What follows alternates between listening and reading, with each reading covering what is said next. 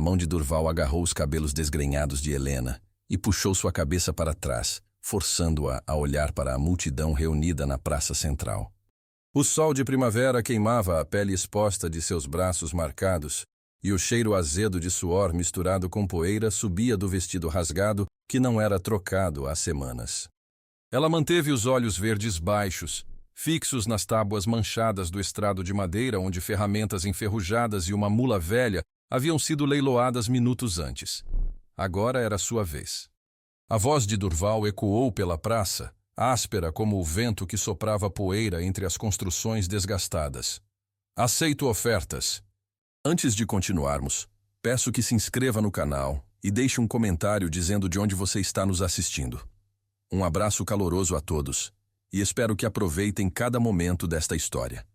Helena sentiu 100 pares de olhos percorrendo seu corpo magro, avaliando, calculando, rejeitando. Suas mãos calejadas tremeram contra a saia suja e ela as escondeu nas dobras do tecido. As costas ardiam onde os vergões mais recentes do cinto de Durval ainda não haviam cicatrizado completamente, cada movimento puxando a pele sensível contra o algodão áspero. 8 anos desde que a febre levou sua mãe Isolda, desde que seu pai Américo trocou o luto pela cachaça e perdeu a pequena propriedade em mesas de jogo enfumaçadas. 8 anos desde que Durval, irmão mais velho de Américo, apareceu com documentos que ele não conseguia ler e palavras que pareciam generosas, mas escondiam armadilhas. Vou cuidar da menina. É meu dever de família. Ela acordava antes do sol nascer. Acendia o fogo com mãos dormentes de frio. Preparava café forte que Durval bebia em silêncio enquanto a observava com olhos que nunca expressavam nada, além de desprezo calculado. Lavava roupas no riacho gelado, até sua pele rachar e sangrar. Alimentava os porcos com restos que às vezes pareciam mais apetitosos que o pouco que lhe era permitido comer. Limpava a casa de 3 cômodos até suas costas gritarem de dor. E então Durval encontrava poeira em algum canto esquecido e o cinto saía da fivela com som que ela aprendera a temer mais que trovões. Ele repetia isso toda vez que ela pedia permissão para lavar o cabelo adequadamente, para consertar o vestido, para ter um momento de descanso. Você come a minha comida, dorme sob meu teto, vai pagar com trabalho até eu decidir que a dívida está quitada. Apenas crescia. Que Augusto Ferreira havia pago apenas metade do combinado pelas sementes. Que o próprio Durval tinha dívidas no armazém que funcionava como banco, igreja e tribunal da comunidade de 100 almas. Dívidas que ele escondia sob promessas e ameaças veladas. Mas ela nunca revelou essa habilidade secreta. Conhecimento era perigoso quando você não tinha poder para usá-lo. Trancada no quartinho sem janela que mal cabia o colchão fino cheio de pulgas, Helena ouvia os passos pesados de Durval do outro lado da porta de madeira. Ele nunca entrou. Não precisava. O medo fazia o trabalho por ele. Ela deitava imóvel, respiração presa, contando os sons da casa até ter certeza que ele havia dormido. Só então permitia que as lágrimas viessem, silenciosas, molhando o travesseiro que cheirava a mofo e desespero. Não sabia mais para quem ou por quê, mas as palavras vinham automaticamente, aprendidas nos tempos em que sua mãe ainda estava viva e o mundo fazia sentido. Me tire daqui. Por favor, me tire daqui. As palavras se dissolviam na escuridão sem resposta. Quando completou 18 anos, data que passou sem menção, sem bolo, sem abraço, Helena começou a perceber mudanças nas conversas que Durval tinha com outros fazendeiros. Ele devia sementes ao armazém. A colheita tinha falhado pelo 3º ano consecutivo. A seca transformava solo fértil em poeira que o vento levava embora junto com qualquer esperança de pagamento. Os 6 fazendeiros que controlavam o único poço comunitário estavam apertando o cerco, exigindo dívidas antigas. E Helena era o último recurso que lhe restava. Não queria ver os rostos das pessoas que haviam a conhecido quando criança, quando sua mãe ainda fazia pão fresco que compartilhava com vizinhos, quando seu pai ainda ria e a chamava de meu raio de sol. Não queria ver pena ou, pior, indiferença. Apenas manteve os olhos fixos nas próprias mãos, seguindo a linha de cada calo, cada corte mal cicatrizado, cada mancha de sujeira que não saía mais mesmo quando ela esfregava até a pele ficar vermelha. Um fazendeiro idoso que ela reconheceu pelo tom rouco de quem fumava cachimbo desde jovem. Ela não conseguia ver seu rosto contra o brilho do sol, apenas o contorno de um corpo que parecia talhado em rocha sólida. Mãos enormes descansavam nos bolsos de calças limpas, postura ereta de quem nunca precisou se curvar para ninguém. Fortuna para a moça sem dote, sem beleza, sem qualquer valor além de braços que podiam trabalhar até quebrar. Dinheiro trocou de mãos. Não, grãos mudaram de posse, documentos foram assinados com testemunhas, e Helena desceu do estrado com pernas que tremiam tanto que ela quase tropeçou. Ninguém a segurou. Ninguém disse adeus. Apenas Durval contou os sacos de grãos como se fossem ouro, dedos ávidos correndo pelos tecidos ásperos, sorriso mostrando dentes amarelados. Ele não olhou para ela nem uma vez. O negócio estava feito. Ela não era mais problema dele. A carroça esperava na beira da praça. Madeira escura manchada pelo tempo, puxada por 2 cavalos castanhos que pareciam bem alimentados, bem tratados. Helena subiu na parte de trás sem ajuda. Movimentos mecânicos de quem aprendera a não esperar gentileza. O homem, Vicente Nogueira, ela ouvira alguém murmurar. Subiu na frente, pegou as rédeas com mãos que, mesmo à distância, pareciam capazes de esmagar pedras ou segurar cristal sem quebrá-lo. Helena pegou o tecido com dedos hesitantes.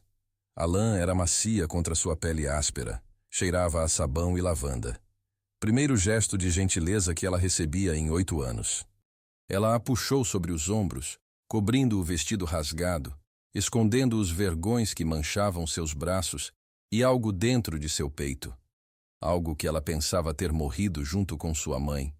Tremeu como chama, sob vento forte. Rodas rangendo contra a terra seca, cascos dos cavalos levantando nuvens de poeira que o vento carregava de volta para a praça. Helena olhou para trás uma última vez. Durval já estava virando as costas, arrastando os sacos de grãos. A multidão se dispersava. O estrado de madeira ficava vazio, manchado pelo sol inclemente, testemunha muda de transação que ninguém jamais admitiria ter presenciado. Dona Perpétua, a parteira que trouxera Helena ao mundo 18 anos atrás, observava com olhos escuros e expressão que Helena não conseguia decifrar à distância. A mulher velha levantou a mão, não em despedida, mas em algum tipo de promessa silenciosa, antes de desaparecer entre as construções. A estrada se estendia à frente, serpenteando entre planícies ressecadas, onde apenas arbustos teimosos cresciam entre rochas. O silêncio entre Helena e Vicente era denso como o ar antes de tempestade. Ela queria perguntar para onde estavam indo. Quanto tempo levaria? O que ele esperava dela em troca dos grãos que pagara. Mas as palavras ficaram presas em sua garganta, amarradas por anos de aprender que perguntas levavam a surras e silêncio garantia sobrevivência. Chegaremos antes do anoitecer. Árvores começaram a aparecer. Primeiro isoladas, depois em pequenos grupos, finalmente formando sombras bem-vindas contra o calor do meio-dia. O ar ficou diferente, ainda quente, mas com promessa de umidade que Helena não sentia há anos. As palavras saíram antes que ela pudesse detê-las, e Helena mordeu o lábio, esperando repreensão por falar sem permissão. Em região onde 3 anos de seca transformaram homens prósperos em mendigos, onde famílias brigavam por acesso ao único poço comunitário, água própria era riqueza além de imaginação. Era poder. Era vida. Homem com terra boa e água própria podia escolher qualquer esposa na região. Famílias implorariam para casar filhas com ele. Por que aparecer em leilão humano e pagar fortuna por moça sem valor, sem beleza, sem nada além de capacidade de trabalhar até desmoronar? O medo que Helena mantinha sob controle começou a crescer novamente. Ela conhecia histórias. Mulheres vendidas ou compradas para propósitos que faziam surras de cinto parecerem misericordiosas. Homens que procuravam quem não tinha voz para gritar, família para defender, opções além de suportar o que viesse. Do fato de ele estar sentado na frente da carroça, não ao lado dela, respeitando a distância que ela não pedira, mas precisava. Helena piscou, certa de ter ouvido errado. O sol começou sua descida quando a fazenda finalmente apareceu. Casa de madeira sólida, 2 andares, varanda que circulava todo o perímetro. Celeiro grande, pintado de vermelho desbotado, mas estruturalmente sólido. Cercados onde galinhas ciscavam, chiqueiro limpo, estábulo que abrigava mais cavalos além dos 2 que puxavam a carroça. Campos se estendendo até onde a vista alcançava, alguns plantados, outros em descanso. E, além de tudo, o som distante, mas inconfundível de água corrente. Vicente parou a carroça perto da casa. Desceu, amarrou os cavalos, depois virou-se e estendeu a mão para Helena. Você decide. Vicente manteve a mão estendida, sem pressa, sem impaciência. Sempre vai decidir aqui. A palma áspera era quente contra sua pele fria, e ele a ajudou a descer com cuidado, como se ela fosse algo valioso que poderia quebrar-se manuseado sem delicadeza. Ela olhou ao redor, tentando compreender este lugar que agora seria... o quê? Prisão? Lar? Algo entre os 2? Depois, se ainda estiver acordada, conversamos sobre o resto. Estava entrando em território desconhecido onde regras antigas não se aplicavam e ela teria que aprender a caminhar sem mapa. E a resposta, ela descobriria, dependeria não do que Vicente decidisse. Vicente colocou toalhas limpas sobre a cama de verdade. Não colchão fino no chão, mas cama com estrutura de madeira, colchão grosso, travesseiros que pareciam macios demais para serem reais. Ninguém entra sem sua permissão. Nunca. Não vão servir perfeitamente, eram de alguém que não precisa mais delas. Mas são melhores que o que você está vestindo. Desça quando estiver pronta. Ou não desça, se preferir descansar. Você decide. Helena ouviu os passos pesados dele descendo a escada, depois, silêncio. Então, com movimentos que pareciam pertencer a outra pessoa, atravessou o quarto e girou a tranca. O som metálico ecoou alto na quietude. Não em choro dramático, mas em colapso silencioso, que começou nos joelhos e se espalhou pelo corpo inteiro, até ela estar sentada no chão de madeira polida, testa apoiada contra a porta trancada, lágrimas escorrendo sem som. Seu peito subia e descia em respirações irregulares, enquanto anos de medo comprimido finalmente encontravam escape. Por cada refeição negada, cada noite em quartinho sem janela, cada manhã acordando com medo como companheiro constante.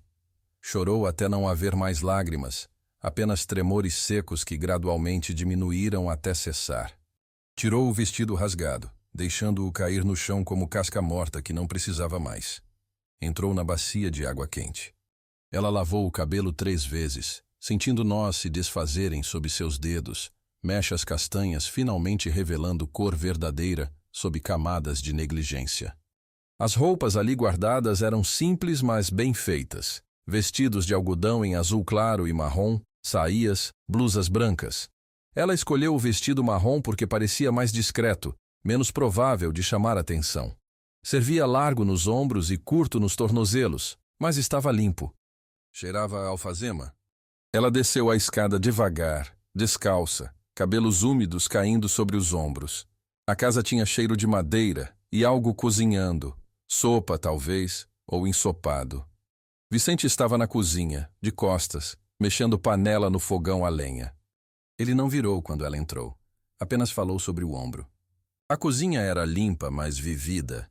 Panelas penduradas em ganchos, temperos em potes de cerâmica, janela aberta deixando brisa noturna entrar. Tudo tinha lugar. Tudo tinha propósito.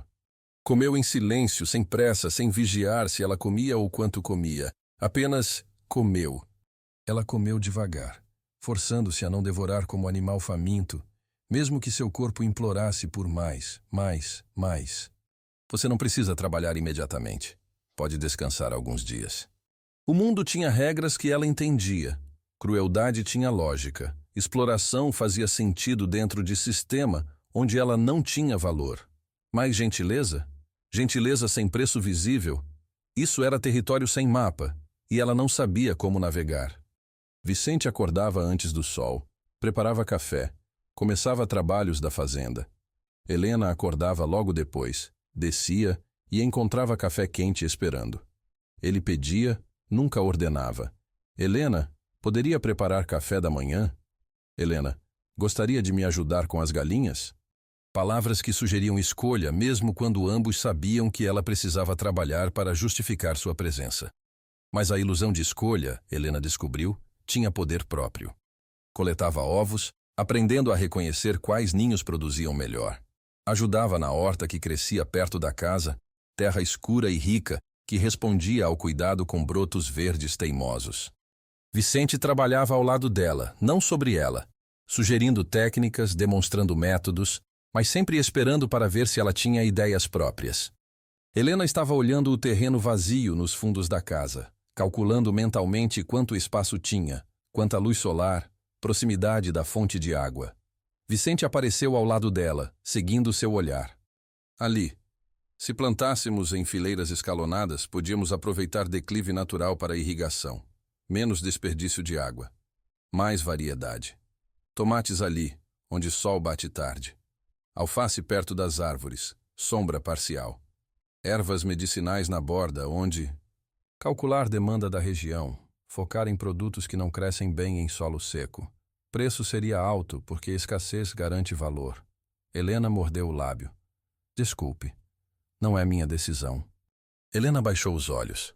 Durval não sabia que eu prestava atenção quando comerciantes falavam. Aprendi a calcular só por ouvir.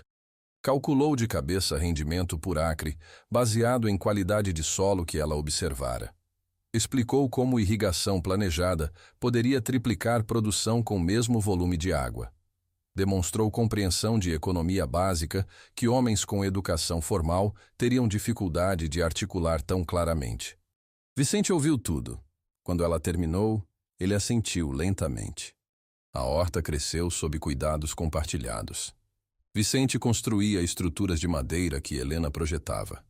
Ela plantava, seguindo o calendário que mantinha mentalmente, rotação de culturas otimizando nutrientes do solo. Trabalhavam lado a lado, ele cavando canais para irrigação com força bruta, ela ajustando ângulos para garantir fluxo correto. O suor que manchava suas costas não era de humilhação, mas de propósito. Vicente falava sobre Carmela, não com tristeza paralisante, mas com memória honesta de amor que existiu e terminou tragicamente. Ela queria família grande, risadas enchendo a casa. Quando o parto falhou, levou ela e nosso filho. 6 anos. E ainda espero ouvir passos dela pela manhã. Seu pai antes da queda, carregando-a nos ombros enquanto ela ria tão alto que vizinhos reclamavam. A rapidez com que tudo desmoronou quando febre e cachaça destruíram fundações de vida que ela considerava sólidas.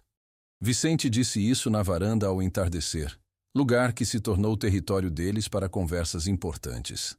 O sol pintava céu de laranja e roxo, e cheiro de pão fresco que Helena assara pela manhã ainda persistia no ar. Criança não pode impedir adulto de afundar. Você sobreviveu. Isso não é falha. Você decide o que constrói. Helena estava na horta, colhendo tomates maduros, quando viu a carroça subindo o caminho. Reconheceu a silhueta antes mesmo de distinguir o rosto. Postura curvada de ganância, não de idade. Movimentos calculados de homem que media cada ação por potencial lucro. As mãos começaram a tremer, tomates quase caindo da cesta. Memória visceral de cinto assoviando no ar, de dormir com fome, de anos reduzida a menos que animal, inundou seu sistema nervoso. 2 homens estavam com ele. Capangas que Helena reconheceu vagamente da cidade, tipos que viviam de violência comprada. Vicente cruzou os braços, postura relaxada, mas olhos alertas. A voz de Vicente tinha temperatura de gelo. Ela é pessoa livre vivendo aqui por escolha. Metade da sua próxima colheita. Viu os capangas se posicionarem, mãos perto de facas nas cintas. Viu Durval sorrir. O sorriso de predador que sente presa encurralada. A palavra saiu de sua boca clara como sino, cortante como vidro quebrado. Helena largou a cesta, caminhou até ficar entre Vicente e Durval, cada passo deliberado. Você tem papel falsificado porque sei exatamente quando minha mãe morreu, quando meu pai perdeu tutela e quando você assumiu guarda sem qualquer documentação oficial. Sei porque ouvi você falando com Joaquim Sobral sobre como forjou a assinatura do juiz itinerante que nunca voltou à região. Um saco de milho que Marcos Silva te vendeu fiado em agosto e você nunca pagou. 16 galinhas que sumiu do estoque de Dona Perpétua em setembro. Posso recitar cada dívida não paga, cada promessa quebrada, cada mentira que você espalhou nos últimos 5 anos. Helena deu passo à frente e Durval recuou. E posso fazer isso na frente do juiz quando ele vier mês que vem, na frente da comunidade inteira. Você quer mesmo abrir esse livro, Capitão? Vicente permaneceu imóvel, mas Helena sentiu mudança em sua postura. Não intervenção, mas suporte silencioso. Você decide, ele estava dizendo sem palavras. Viu quando ele percebeu que moça, que ele reduziu a nada, tinha memória como armadilha de aço, e conhecimento era poder que ele não antecipara. A carroça desapareceu no horizonte, deixando apenas poeira suspensa no ar.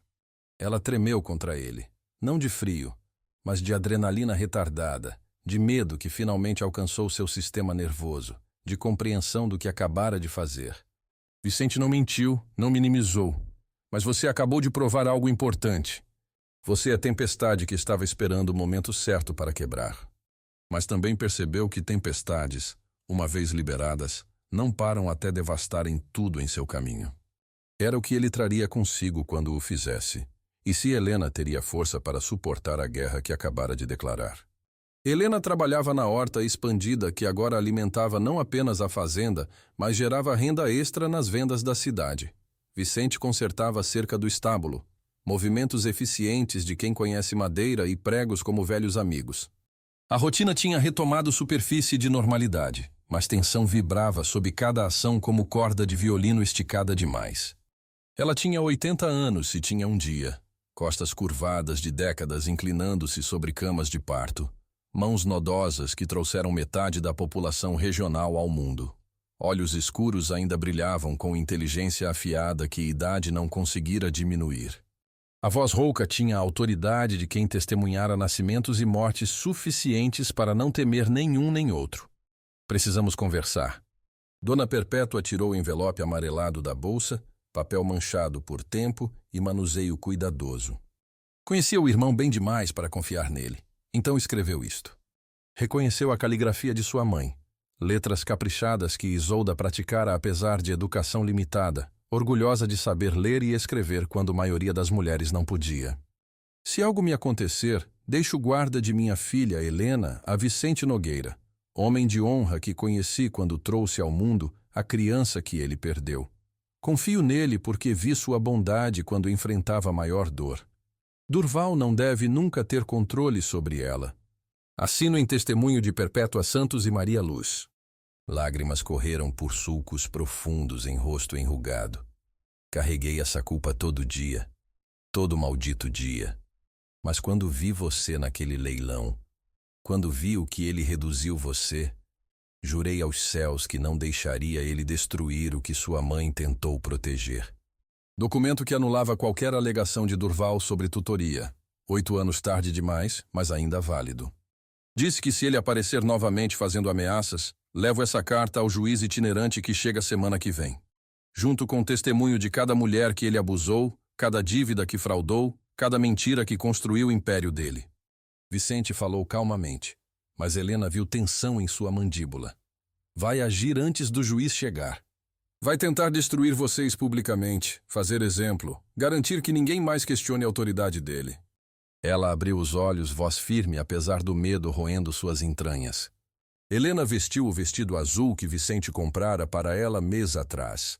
Primeiro vestido novo de sua vida, cor de céu de primavera, ajustado sob medida para corpo que finalmente ganhara curvas de quem comia adequadamente. Prendeu cabelos que agora brilhavam saudáveis em coque simples. No peito, broche de prata em forma de estrela que Vicente lhe dera 6 meses atrás, piscava sob luz matinal. Ele dissera na noite em que entregou o broche, voz rouca de emoção que não conseguia nomear, mas que Helena começara a reconhecer como amor. Agora, olhando-se no espelho, luxo que nunca tivera antes de vir para a fazenda, Helena viu não a moça feia que Durval martelara em sua consciência, mas mulher, alguém com valor, alguém com voz. Vicente estava atrás dela, reflexo no espelho mostrando preocupação gravada nas linhas de seu rosto. Podemos deixar Dona Perpétua apresentar a carta, podemos... Se eu deixar outros lutarem essa batalha, continuo acreditando nele. Preciso enfrentá-lo. Preciso que ele veja que não sou mais a menina que ele quebrou. Apenas para lembrar que você não está sozinha. O estrado de madeira onde Helena fora leiloada permanecia no centro, agora usado para anúncios oficiais e negócios públicos. Mas também trouxera algo mais perigoso. Júri de opinião pública. Pessoas se aglomeravam, sentindo drama no ar, curiosidade mórbida atraindo-as como moscas à carne podre.